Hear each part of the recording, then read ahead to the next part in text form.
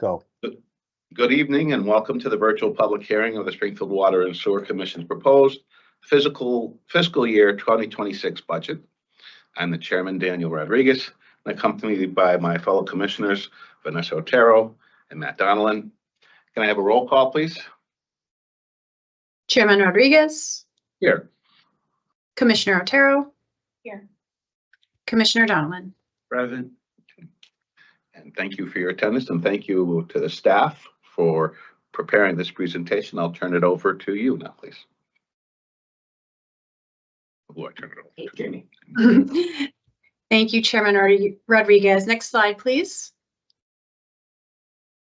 Before we proceed further, I will note that this meeting and any public discussion is being recorded.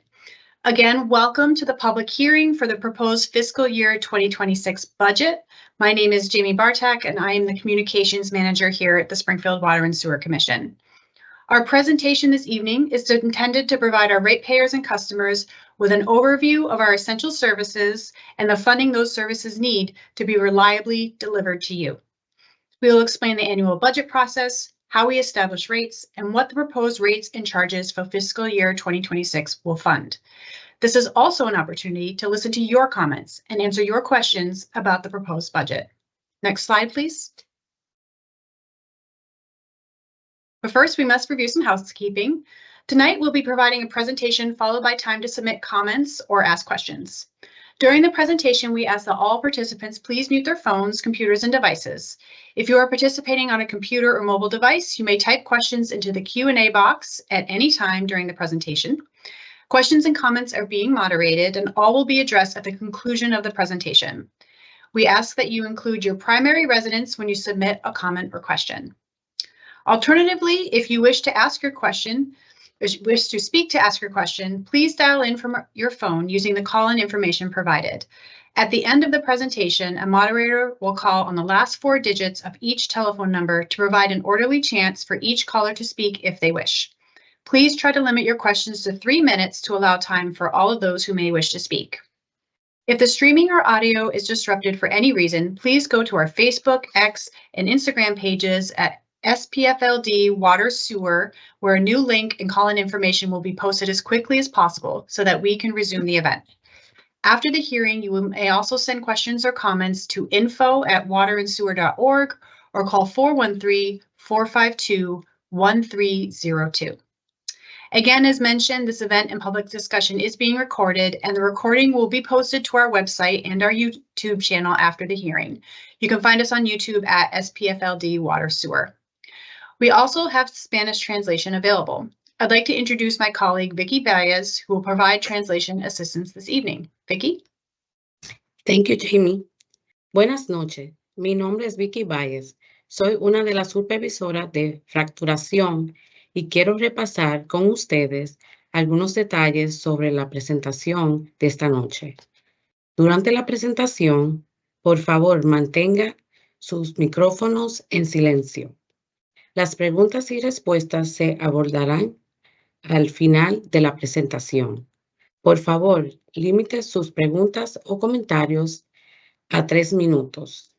Los participantes pueden escribir sus preguntas o comentarios en el cuadro de preguntas y respuestas en cualquier momento o llamar al 413-261-6430 para hablar al final de la presentación.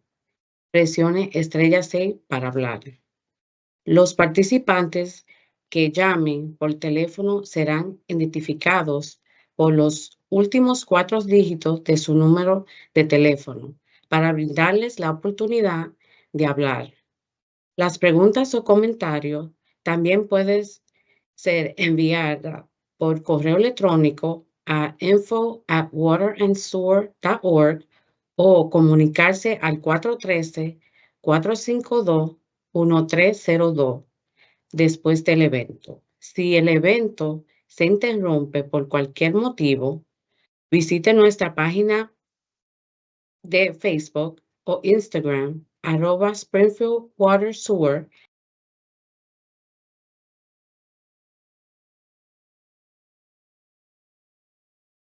Muted.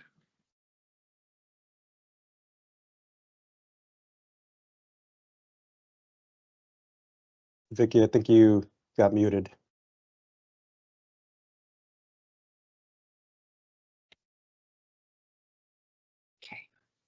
Ok. Por último, queremos informarle que este evento está siendo grabado y la grabación se publicará en nuestro sitio web después de la audiencia. Gracias. Okay, thank you, Vicky. Let's begin. For those of you who are not familiar with us, the Springfield Water and Sewer Commission was established in 1996 as an independent public regional water and sewer utility. Before that time, it was a department within the City of Springfield's municipal structure. The commission operates today pursuant to Chapter 40N of the Massachusetts General Laws and with a three-member board appointed by the City of Springfield's mayor and approved by City Council. Our current commissioners are Daniel Rodriguez, Vanessa Otero, and Matthew Donnellan.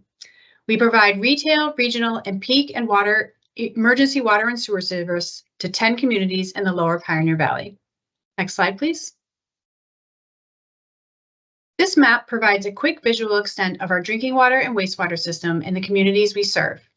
We serve Springfield and Ludlow drinking water in a retail capacity, which means we own and maintain all of the drinking water distribution infrastructure in those communities, and customers are billed directly by us.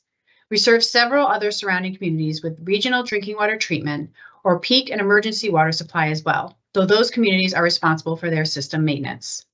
For wastewater, we serve Springfield in a retail capacity and own and maintain the sewer collection system in the city. We serve 6 other communities with regional wastewater treatment. Next slide, please. Since we serve such a large amount of people, our infrastructure spans the region, yet much of it remains out of sight, in pipes underground or in forests, treatment plants, and reservoirs outside of the city. But in tracing the path of your water, it becomes easier to understand the scale of the infrastructure needed to deliver it to your faucet. The path starts at the main drinking water supplies of Borden Brook and Cobble Mountain reservoirs, which are located in Blandford and Granville, 20 miles to the west of the city. They are surrounded by 14,000 acres of protected water supply forest that is owned and managed by the Commission. Our emergency water supply reservoir is Ludlow Reservoir in Ludlow, which is surrounded by an additional 4,000 acres of watershed forest. These reservoirs range in age from 95 to 153 years old. Raw water travels by gravity onto West Parish Filter's water treatment plant in Westfield for treatment. The oldest components of West Parish, still in service, are 100 years old, but we are currently building a new drinking water treatment plant to replace this aging infrastructure, and we'll have more on that later. Treated water continues by gravity through 3 transmission mains into the storage and distribution system, which is comprised of 579 miles of pipe in Springfield and Ludlow. 40% of that length of pipe is 75 years or older. Next slide, please. After your water flows into your drain or toilet, it then enters our sewer collection system, which is comprised of 473 miles of pipe in Springfield, significant portions of which date from the late 1800s. Part of this legacy system includes 24 combined sewer outfalls, or CSOs, which date from the original construction of the sewers. Wastewater flows to our wastewater treatment plant on Bondi's Island in Agawam, where it is cleaned and treated for return to the Connecticut River. Next slide, please. The path of water I just described was proudly built by past generations and entrusted to us to steward into the future. We take that mission very seriously and with great pride, as we know it is critical to protecting the water you drink, the reliability of fire hydrants on your street, and the cleanliness of your natural environment every day. Because public health and safety are so important, there are many regulations that shape our work, and meeting them is a part of our core mission. You can see here that many of the regulations listed were developed decades after much of our infrastructure was built. Several others have been enacted in just the past few years in response to scientific discovery and technological advances. This is similar to the 1970s, when the Safe Drinking Water and Clean Water Acts were passed, generating many new regulations. At the time, these acts were accompanied by significant federal investment, and our infrastructure was modernized to keep pace. Today, science and regulations are rapidly advancing, but our water infrastructure is not designed to respond. And unlike the 1970s, today water regulations are not accompanied by significant state or federal funding, if any funding at all, to support compliance at the local utility level. Next slide, please. So today, when it comes to water and wastewater in the United States, almost all funding is derived at the local level. That means the Commission's infrastructure, operations, services, and debt for capital projects are almost entirely funded by rates from retail and regional customers. Revenues are based on consumption, and currently we receive 89% of our revenues in this way. We are a public utility, so rates are not designed to generate a profit. We receive no local, state, or federal tax revenue. Any federal or state funding we do receive is mostly in the form of loans. Relying on rates also means that our revenue is based on how much water is consumed in a given year. Next slide, please. The revenues we receive from our customers funds our daily operations and infrastructure, which is under increasing strain from several factors. This includes the age of our infrastructure, which is increasingly becomes less reliable and poses an increasing risk of failure as the years add up. We have experienced this directly over the past few years. As I've already mentioned, our infrastructure is also not designed to meet today's regulatory needs. This is currently the case with our drinking water plant, whose 1970s technology cannot meet regulations for disinfection byproducts, also known as HAA5, which were made more stringent in 2012. Climate change is another factor, as extreme weather patterns stresses old infrastructure and alters environmental conditions. In addition, periods of prolonged drought or prolonged rainy weather, which we've had much of this spring, affect water consumption among our customers, which in turn affects revenues. Finally, security is a relatively new issue in the water sector. Physical threats to water quality include trespassing on watershed land, for example, which introduce threats of dumping, erosion, or the introduction of invasive species in the watershed forest. Another area of concern is cybersecurity, which requires constant vigilance as threats continually take different shapes and forms. Such threats require regular, proactive mitigation. Next slide, please. So in response, we are in the midst of a generational reinvestment, the Water and Wastewater Infrastructure Renewal Program. This is a portfolio of over 20 projects that address our most urgent needs, with most of them set to be ongoing over the next 6 years. This type of accelerated capital investment is intended to save on overall costs and also make the system functional in an era of the challenges I just described. And after just a few years in, we're already delivering. In 2023, we completed the York Street Pump Station project, as well as the new backwash facility at West Parish Filters, both of which modernized critical operations that were previously at risk of failure and a threat to regulatory compliance. In early 2024, we also completed an aeration replacement project at the wastewater treatment plant to make treatment more effective and efficient. Next slide, please. This chart here is an example of how the benefit of these capital projects are playing out in real life. This shows energy use in the aeration basins at the wastewater treatment plant, in which air is blown to cultivate the natural breakdown of organic waste. The nozzle heads in these basins had not been replaced in at least 25 years, and many had become clogged or disabled. Since early 2024, when the project finished, you can see the decreased average energy usage, which translates into cost savings. And now I'll turn it over to Executive Director Josh Schimmel to discuss the budget process. Great, thanks, Jamie. And now that you all know who we are and what we do, we want to go into our budget process and need for capital investment. Next slide. So let's jump into our annual budgeting process. This slide lays out the process by which rates are established each year.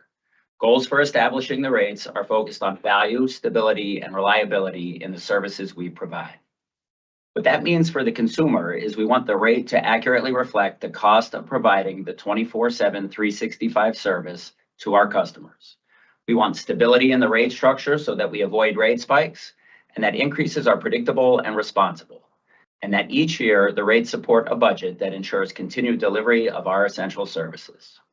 It's important to understand that our planning horizon is not just this year or next year, it's the next 5, 10, 20, and 50 years, and that today's budget supports investment that will provide reliable service now and for future generations.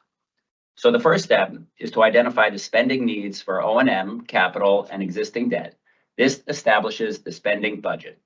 The second step is forecasting the revenues based on consumption trends. It's important to emphasize this key point again. that 89% of our budget is directly funded by the revenue generated by the rates that we charge. There is no local, state, or federal assistance that supports our operation, and that our revenue projections are based on actual consumption trends. Consumption trends and their impact on revenue play a critical role in the budget setting process, and we will talk about that a little later. This is followed by a gap analysis of needs versus projected revenues.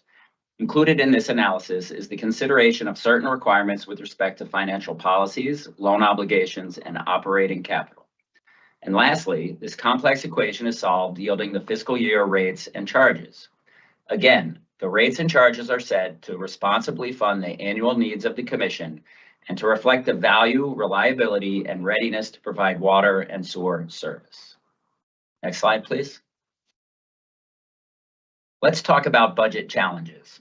As is always the case, we project increases in the budget from year to year.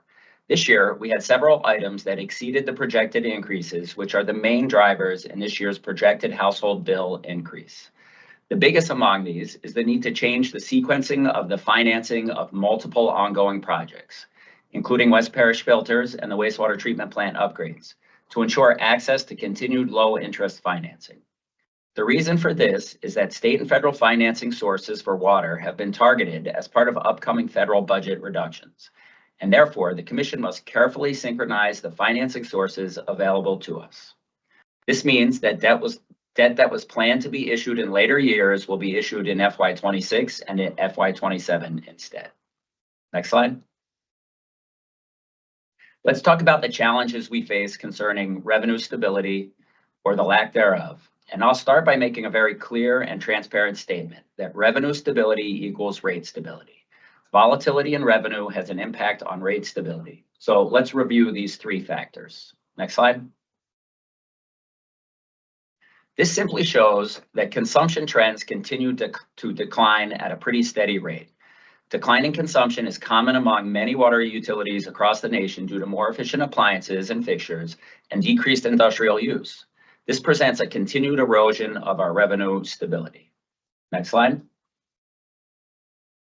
And this tells the story of limited growth, that we are not gaining any new customers, so we are not replacing the lost consumption that continues to take place. Next slide. And here we can see the interaction between fixed spending and variable revenues. This slide demonstrates exactly what the difficulty is in solving our fiscal challenge. Our revenue and expenditures are at odds with each other. Roughly 90% of our revenue is completely reliant on consumption, which, as we have already discussed, is variable and declining. Conversely, roughly 90% of our costs are fixed, meaning regardless of how much water is consumed, our operating costs are the same. This presents a challenge in maintaining consistent revenue along with stable rates and finances. Consumption can vary due to any number of influences, especially weather, where we can see a large swing between a cool, wet summer and a hot, dry one. This can be in excess of 5% of the annual projected revenues. Next slide. So how do we create rate stability? Well, in order to have stable rates and responsibly reinvest to modernize your water and wastewater systems, we must have a robust financial planning framework. And that framework relies on sound financial policies and practices that provide budget discipline and maintain strong financial ratings. Budget discipline allows the Commission to aptly navigate the inevitable unexpected changes we face each and every budget year, whether that's construction cost increases, unprecedented inflation, loss of revenue due to prolonged rainy summer season, or changes in state and federal funding availability. Budget discipline allows for controlled flexibility. And maintaining strong financial ratings allows the Commission to borrow money at the lowest possible interest rates. And that has profound impacts on our water and sewer rates. As we have previously mentioned, the Commission borrows for the majority of its large capital projects. Other cornerstone elements of the financial planning framework are proactive and detailed engineering studies to evaluate the most cost-effective use of ratepayer dollars. Excuse me. This can be a determination and evaluation of the choice to repair or replace certain infrastructure, or a decision on what the best available technology is. Engineering evaluations allow for informed decision-making. And when we utilize the tools available to us to make informed decisions, we are able to address all of the challenges we have previously spoken about. aging infrastructure, regulatory compliance, risk reduction, and increased reliability and resiliency with respect to the environmental challenges we face. Sound financial planning ensures every dollar invested in our infrastructure, really, it's ultimately every dollar invested in the communities we serve, will have been vigorously evaluated to provide the greatest possible value to our customers. Next slide, please. So that brings us to the reinvestment strategy and how we will finance the future. And success is dependent on a clear vision and sound planning. This starts with strategic financing of projects, optimizing projects funded by revenue, and the purposeful use and timing of specific types of loans that yield the maximum benefit to the Commission and ratepayers. This is paired with a tactical approach to project scheduling. The ability for the Commission to obtain funding to accelerate its capital program means that it will reduce risk and cost of failure of aging infrastructure. It will increase reliability sooner, and it will reduce program costs as projects built now cost less than it would in the future. This is the commitment that the Commission has made. Next slide. To support our investment in infrastructure upgrades, the Commission actively seeks out other financial opportunities to augment the loans and revenue that fund projects.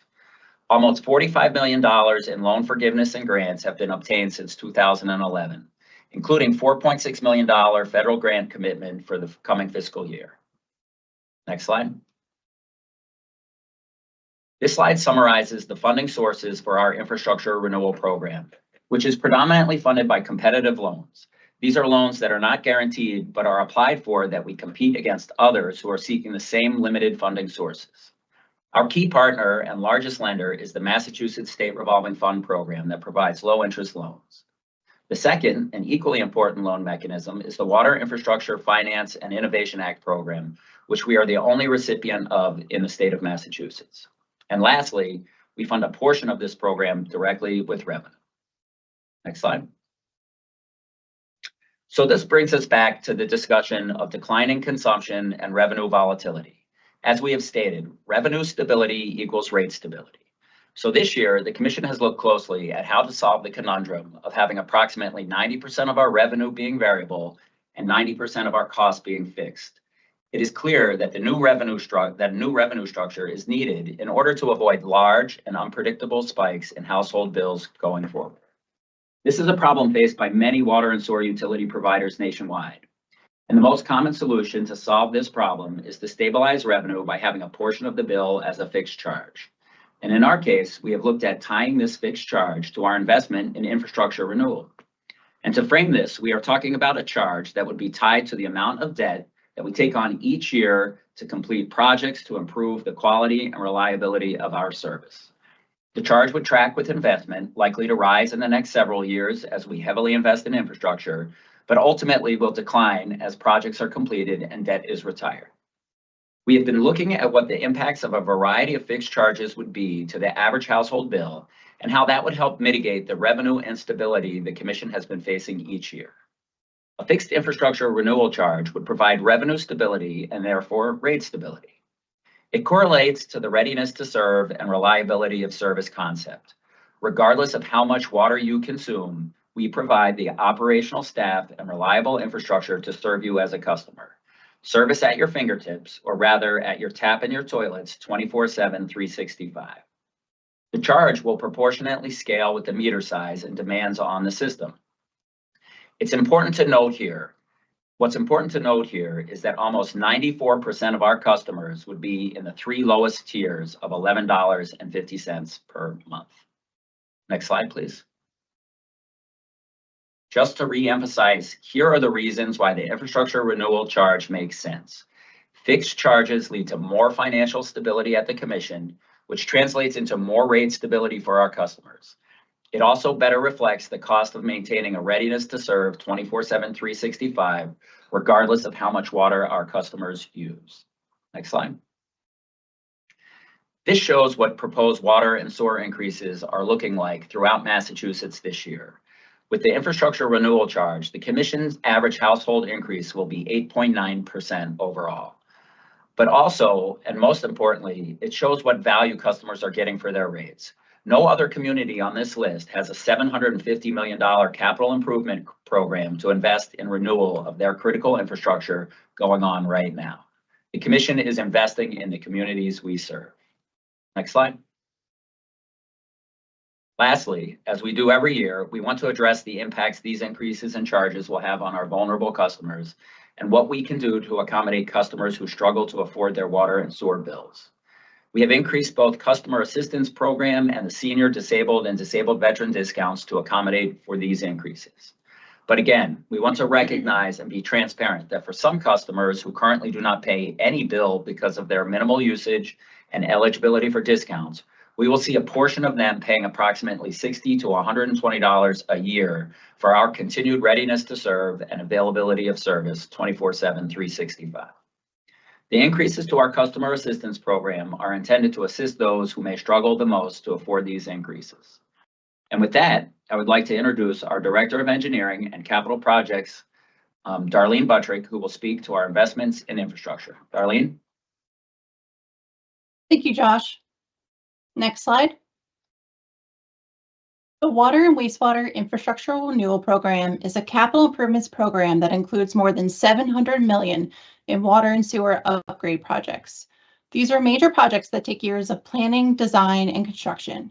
We've been tracking our portfolio of projects, and this figure shows a quick summary of where we are right now. We're almost halfway through the implementation of these projects, and we've come a long way, with 7 projects complete and 5 more very close to completion. We track every project in detail, including funding sources and schedule, and this is updated on a quarterly basis. The next few slides will show some highlights from some of our more significant projects in the portfolio. Next slide. Starting with our most prominent project in the portfolio is the new West Parish Water Treatment Plant. We are currently working to construct a new 65 million gallon per day water treatment plant, which will include the addition of a new treatment step, dissolved air flotation, to help resolve disinfection byproduct exceedances. The new water treatment plant will replace the existing 1920s and 1970s era technology, add redundancy, and increase resiliency. The project has been in construction for less than a year, with the contractor working on important relocations of existing infrastructure that is necessary prior to demolition of the existing slow sand filters. The contractor will soon be moving into demolition, which is anticipated to take a year to complete. We have a website dedicated to the project, which can be found at newwestparish.com. It is anticipated that construction of the new treatment plant will be complete in 2028. Next slide. Another important project in our portfolio is the 42-inch raw water transmission main project, which will restore a critical path of water conveyance from the Cobble Mountain Reservoir to the water treatment plant. This project will repair damages to the pipeline that occurred due to a valve failure and replace the failed valve. The important valves on this pipeline reduce the high amounts of energy in the water as it arrives at the water treatment plant, which allows us to safely move water from the Cobble Mountain Reservoir to our water treatment plant. Construction is now well underway for this project, which is anticipated to be complete in 2026. Next slide. Over at our wastewater treatment facility at Bondi's Island, we have a series of treatment upgrades underway that will replace end-of-life infrastructure and support regulatory compliance. Upgrades to the aeration basins were recently completed, which have proven to be more energy efficient and more effective at the breakdown of waste and removal of nutrients, making for healthier rivers and improved compliance with our EPA permit. In addition, electrical upgrades are nearly complete. The upgrades modernized a half-century-old electrical system, making it more resilient. Finally, grit removal is being added to the treatment process. This process will more effectively remove dirt and other materials, making our overall treatment process more efficient. The project is currently in construction, with completion anticipated within the next year. Next slide. Moving over to our water and wastewater collection systems, the Locust Transfer Project is nearing completion. The project included the installation of important infrastructure to allow the connection of the existing main intercepting sewer to the new 72-inch river crossing that was installed as part of the York Street Pump Station and River Crossing project. The project is nearly complete and will provide redundancy for our river crossings and improve reliability and resiliency by allowing us to remove the main intercepting sewer from service and perform maintenance and upgrades. Next slide. Another significant project is the Bernie Avenue Transmission Main project, which includes the replacement of the 36-inch transmission main and associated valves on Bernie Avenue. The project will improve reliability and resiliency of our water transmission system and replace sections of the system that had previously undergone temporary repairs. The project also includes recent emergency repairs to the existing 36-inch transmission main at the intersection of Riverside Road and Orchard Street. These repairs were recently completed, and the repair work at Bernie Avenue is scheduled to begin this fall. Next slide. Finally, the next two slides are a summary of our 3-year capital improvement program budget, which include the projects I just spoke about and more. This slide summarizes our FY26 capital improvement budget. The proposed budget and rates will support the 1-year capital improvement program budget as outlined here. The projects included in the program are prioritized based on regular assessments and evaluations based on age and past issues so that we can target ratepayer money where it is needed most. Next slide. This slide is a continuation of the 3-year capital improvement program budget and includes a summary of the FY27 and FY28 program budget. The full detailed capital plan for this and previous years is available on our website. Now I will turn things over to Patrick Burns, our comptroller, who will discuss the proposed budget and rates. Thank you, Darlene. Good evening. The upcoming slides are intended to present an overview of the Commission's sources and uses of revenue. Springfield Water and Sewer Commission's financial structure is self-supporting, which means the revenues generated by the rate structure for providing water and sewer services are the primary source of revenue used to operate, maintain the system, and provide for capital improvements. Next slide, please. We are estimating that $124.7 million in revenue will be required to be generated in fiscal year 2026. As Jamie stated earlier, 89% of the annual revenue comes from customer billing. You can see by this chart that the funds from retail water and sewer rates alone generate 71% of overall revenue. Approximately $45 million from water and $44 million from sewer is derived from the residential, commercial, industrial, and municipal customers in the city of Springfield and the town of Ludlow. 16% of revenue is generated from the regional water and sewer customers on a contractual basis. We provide both water and/or services to the communities of Agawam, Longmeadow, East Longmeadow, Southwick, Ludlow, West Springfield, and Wilbraham. The Commission also receives revenue from other sources, which this year will include the new infrastructural renewal charge, as well as interest and investment income and various miscellaneous sources that make up 12% of overall revenue required. And finally, 1% of the Commission's revenue is anticipated from power generation. The Commission owns and operates a hydropower plant in the town of Granville that facilitates power sales into the ISO New England market. Next slide, please. The annual revenues seen on the last slide need to support in total the operating and maintenance budget, including the annual debt service, as well as capital spending directly from revenues, plus any additional reserve requirements, which are in accordance with the Commission's bond resolution and financial policies. Major components of the O&M budget include payroll and fringe benefits, which combined account for 30% of the budget. This supports 267 funded positions situated throughout the various locations of the Commission. Purchase services accounts for 25% of the budget and includes the service contract to operate the wastewater treatment plant. We are almost 5 years into a new 20-year service agreement to operate and maintain the wastewater treatment plant. 25% or $31 million of next year's spending is budgeted on debt service for scheduled principal and interest payments on outstanding loans and bond issues. In addition, 3% is dedicated to supplies and materials, which includes the cost of chemicals necessary to treat water from Cobble Mountain down to our customers. The $2.6 million other category shown on this slide includes property tax payments to other communities where we own land, general liability insurance, loan service charges, and capital outlay for equipment and other small purchases. The amount of new capital spending directly from revenue accounts for 11% of the overall spending, or $14.2 million.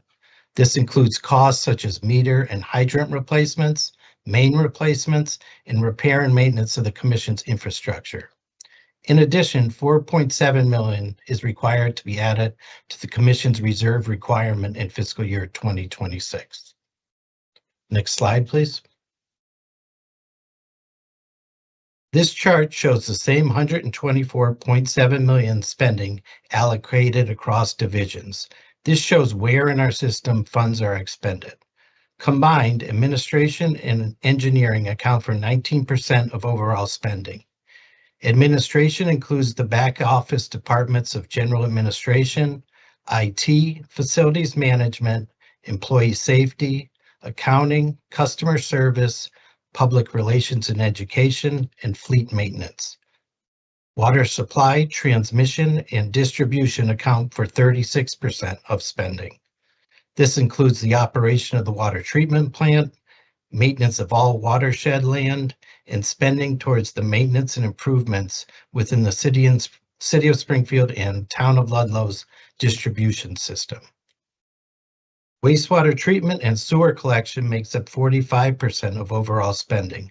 This includes the operation of the wastewater treatment plant, as well as maintenance and improvements to the sewer collection system in the City of Springfield. Next slide, please. As I mentioned, the O&M budget is part of the $124.7 million in total spending necessary to fund the system in FY26. The Board of Commissioners will be voting on the proposed budget totaling $105,861,630. The budget process for the Commission started back in December and is comprised of over 30 cost centers. Internally, we reviewed this budget with our directors and managers and took careful consideration allocating the resources necessary to provide water and sewer services to our customers. The overall O&M budget increased by approximately $6.8 million when compared to the approved FY25 budget. There are increases in contractual obligations for operations and personnel, as well as funding to pay down outstanding liabilities. The Commission continues to manage its way through supply chain issues, along with rising costs due to inflation. Some of the major line item increases include the annual pension appropriation, employee and retiree health insurance, and biosolids hauling costs. Next slide, please.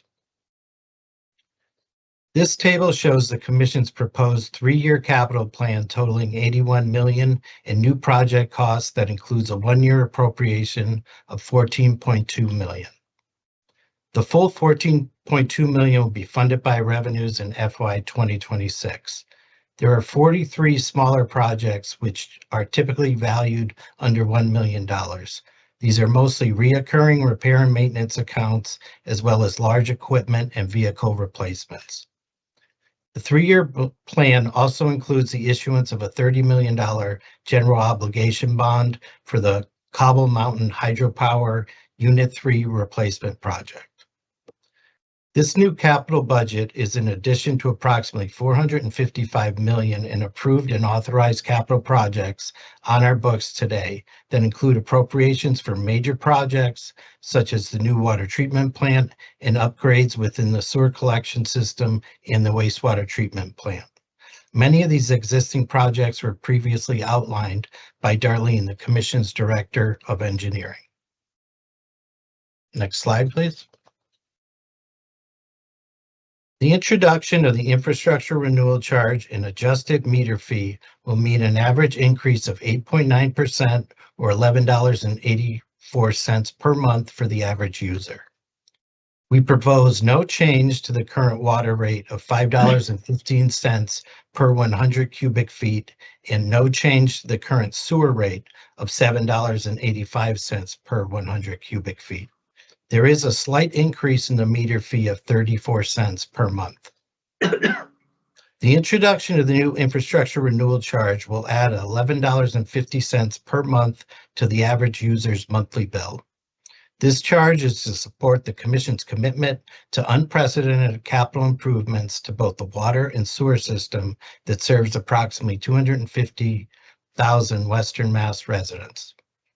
The typical bill will increase approximately $142.08 per year, or as previously stated, $11.84 per month.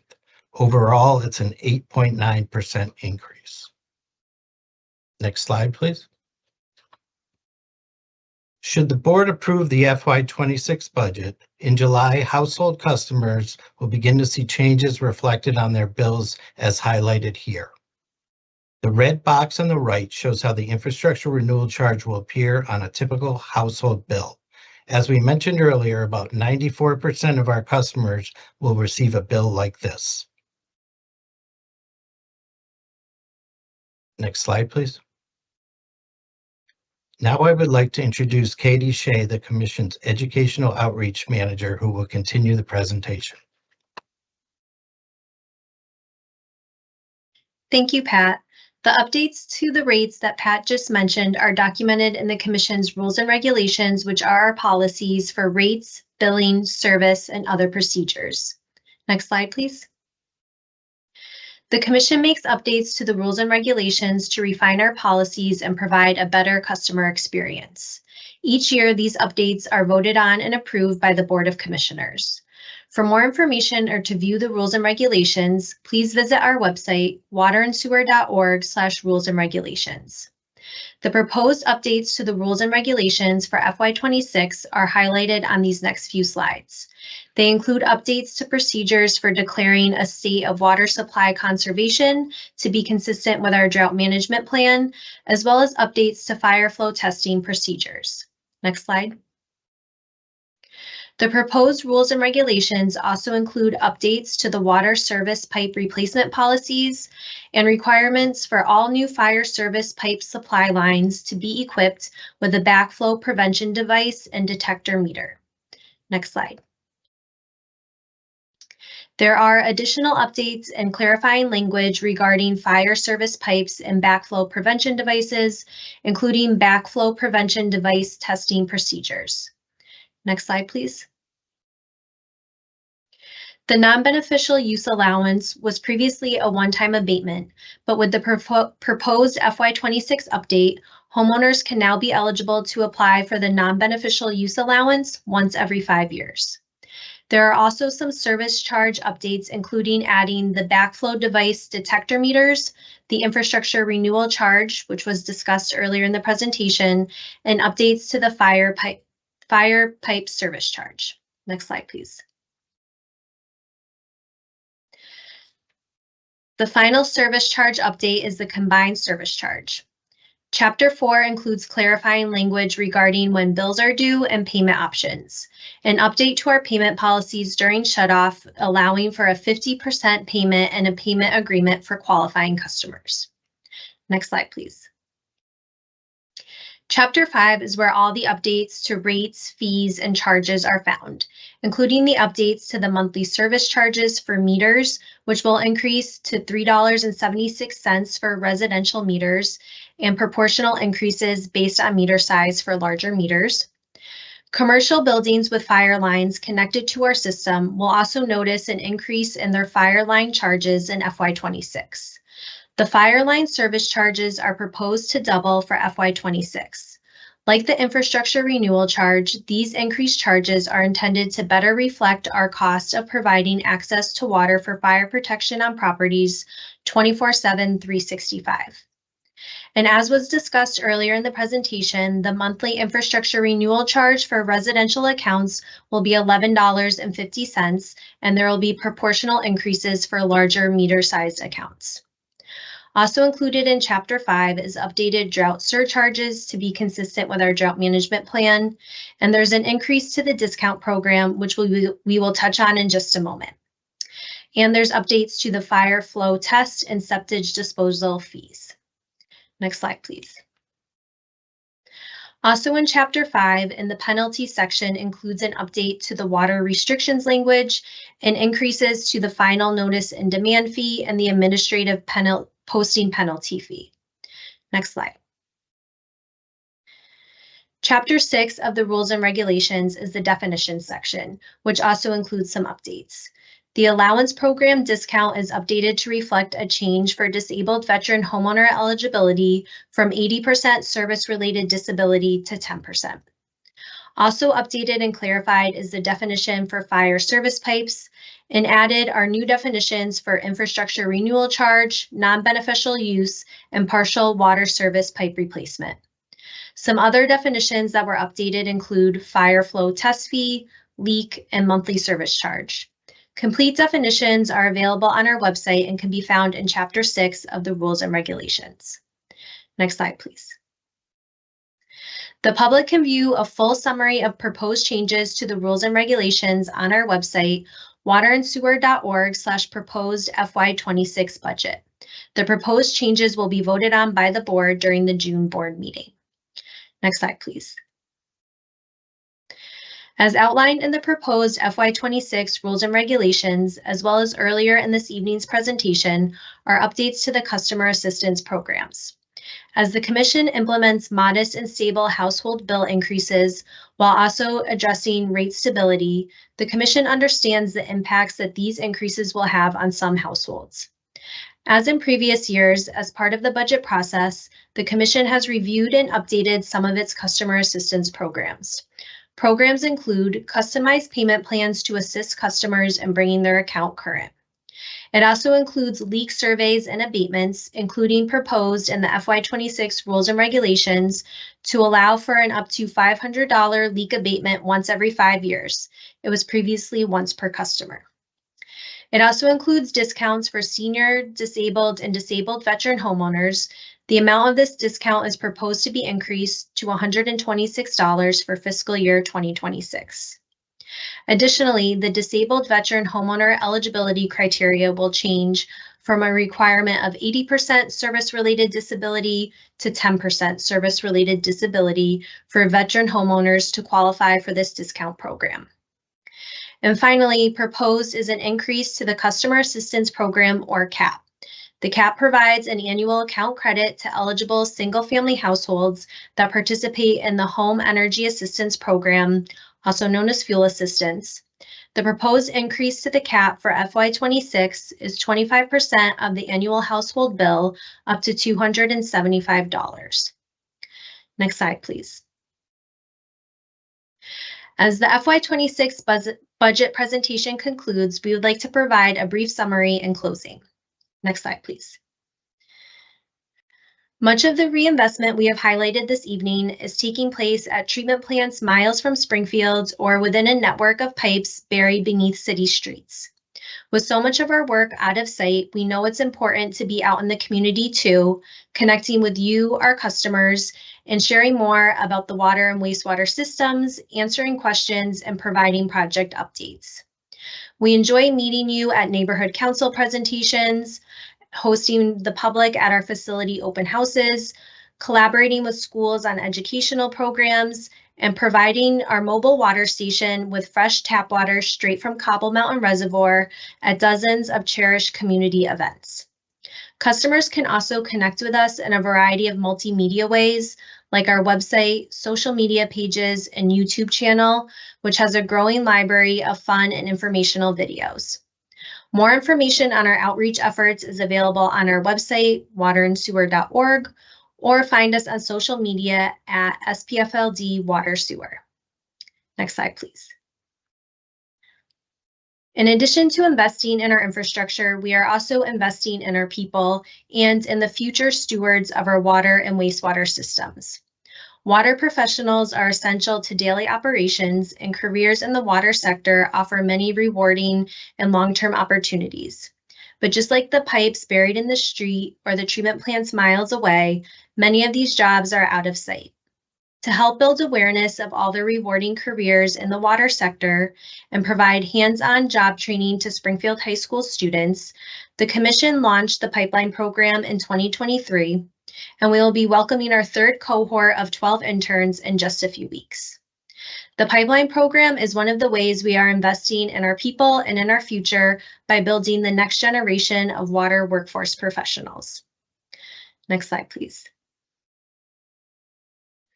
All these investments that we have highlighted this evening in the new West Parish Water Treatment Plant and the wastewater treatment plant upgrades and more than $750 million in capital improvements and in our future water workforce all represent a reinvestment in our water system and a reinvestment in our community. For over 100 years, we have relied on our water system for public health, economic development, and fire protection.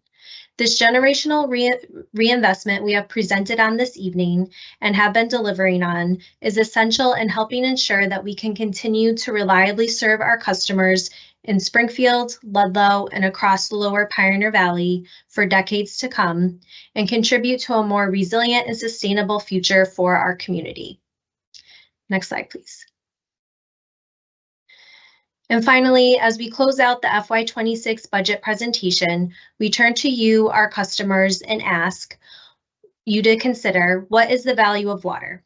What does it mean to you, to your family, and to our community? And what would it mean if it was no longer there? The budget we have presented tonight will fund reinvestment in this essential system to ensure we have reliable water and wastewater service for generations to come. Next slide, please. And now is the opportunity for you to share your thoughts, questions, and feedback, which we will do in just a moment. But this is not your last chance. The proposed budget will not be voted on until an upcoming meeting of the Board of Commissioners on June 18th at 9 a.m. Questions or comments can be shared with us before then by emailing info@waterandsewer.org or calling 413-452-1302. Please note that there will be no public comment session at the June 18th meeting, but comments and questions can be submitted by email or telephone ahead of the meeting and will be responded to accordingly. And of course, we are always available for all of your water and sewer service needs via phone, email, website, or social media. Next slide, please. Now is the opportunity for the Commission to hear from you. For those of you who have joined via telephone, each of you will be called on by the moderator using the last 4 digits of your telephone number. If you wish to speak when your number is called on, please press *6 to unmute your line and share your question or comment. As a reminder, please keep comments to 3 minutes to allow time for all those that may wish to speak. For those of you participating by computers or mobile devices, please type your questions into the Q&A box in the upper right-hand corner of your screen. If you wish to speak instead, please use the call-in number shown on this slide and wait to be called on. Now I will turn it over to Vicky Baez. Thank you, Katie. Para participantes vía telefónico, tienes que esperar al que el moderador llame los últimos 4 dígitos de su número de teléfono y luego presione *6 para hablar. Como recordar, los comentarios están limitados a 3 minutos para dar tiempo a todos aquellos que desean hablar. Por favor, diga su nombre y dirección residencial principal. Para participantes utilizando su computadora o celular, utilice el cuadro de preguntas y respuestas para enviar sus preguntas o comentarios o llame al 413-261-6430 y presione el número de identificación para hablar. Por favor, provea su nombre y dirección al someter su pregunta o comentario.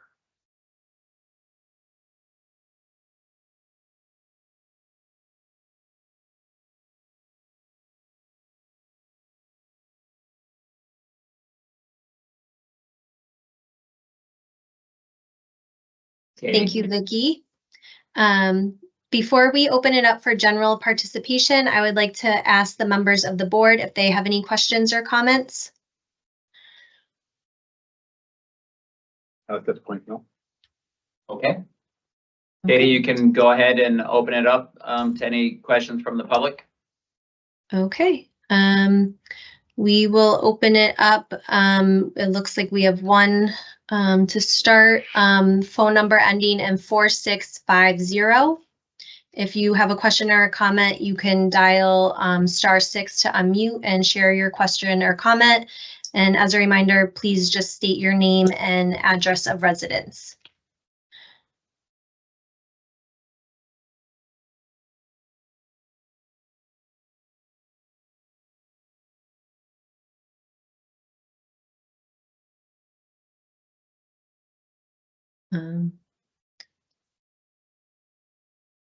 Phone number 4650.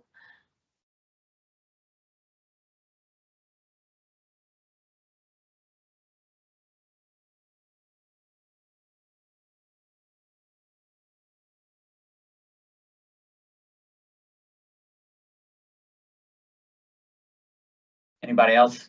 Katie? Nope, it looks like there are no other callers and there are no questions in the Q&A box.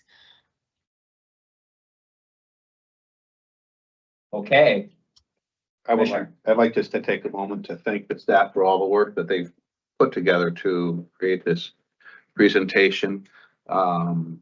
Regardless of however many people attend or view it, I know that this is just the icing on the work that you actually do. And it's really quite impressive. And I appreciate it. I know that the other commissioners appreciate it as well. And it makes me proud to be a commissioner. So thank you. Thank you, commissioners and Norm. I think you all understand the amount of work that goes into this every year, and we're continuously trying to improve on every single thing we do, and we're doing that for the people we serve, and we're doing that to get the best value out of every dollar that we spend, and we try to get better and better at that each and every year. So this year is no different. I think it's been getting harder and harder each year, and I think the approach this year is going to add some stability to what we're doing. So we're really excited to move on from that. Katie, you can. Hello? There we go. Why don't we go back to that? Okay. Go ahead if you have a question or comment. If you could just state your name and address, and then share your question and comment. Sure. Can you hear me? Yes. Okay, great. It's Tim Allen from the Springfield City Council, a resident of Springfield. My question is, I listened to the whole meeting, and my question is, if relative to the rates, so with the fixed charge coming in, and it being roughly $11.50 a month for most houses, and $142 a year, how will that affect next year's rate? So there wasn't any change to the gallonage rate that we're all kind of been used to, but there was this addition of the fixed rate. How will that affect next year? So we'll have a year of fixed rates in addition to the gallonage rate that we've been paying. And I think you said it was about 8% increase in the bill. Next year, do you contemplate adding a rate change, to the gallonage charge, or can you project out what that might mean for next year?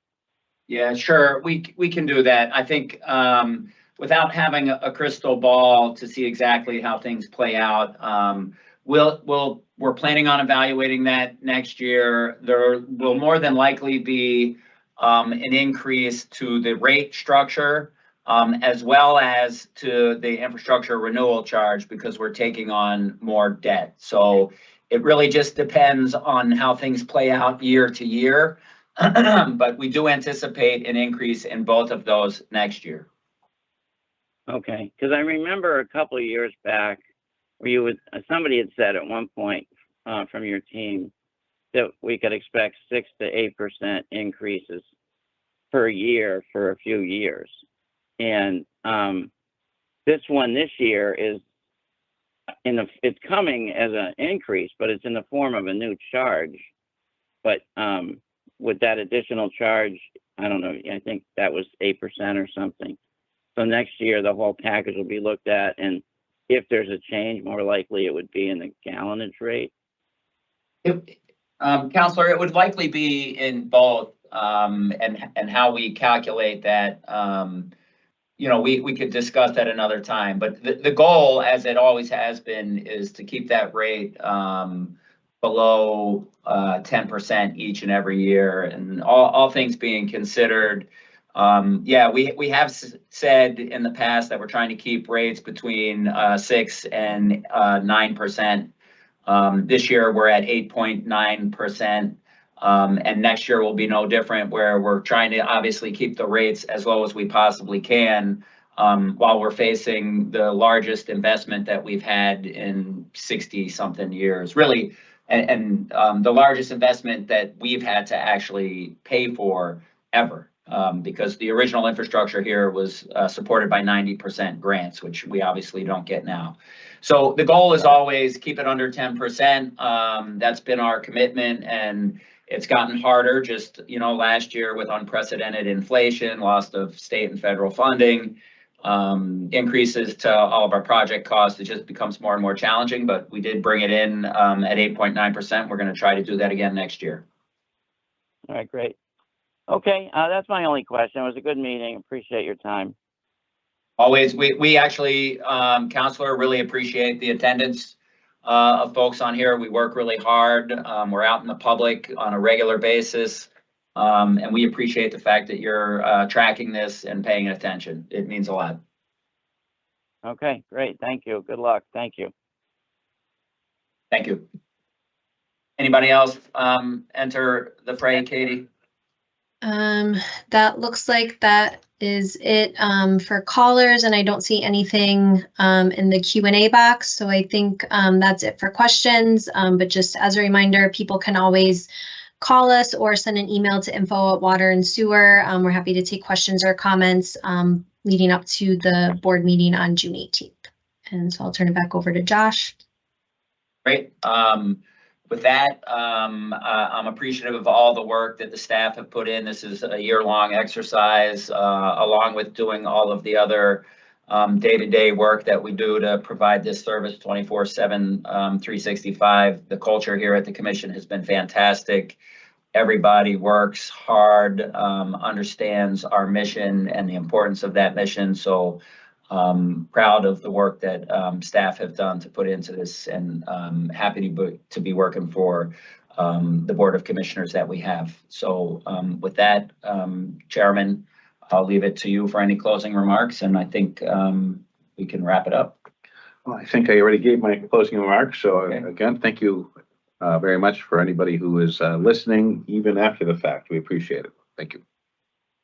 And Norm, do we need a vote to come out of session or anything? No, it's not a meeting. Okay.